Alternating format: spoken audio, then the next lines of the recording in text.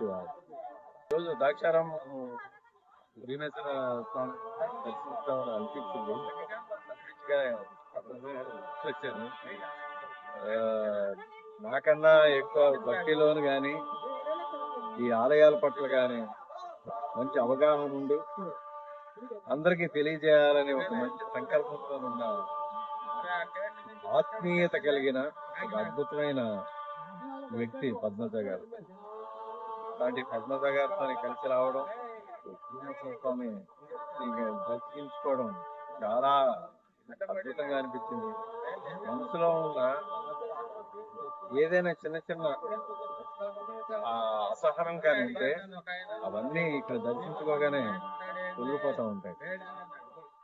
అక్కడ భీమేశ్వర స్వామి ఆలయం గురించి ప్రతి విషయం గురించి చెప్తా ఉంటే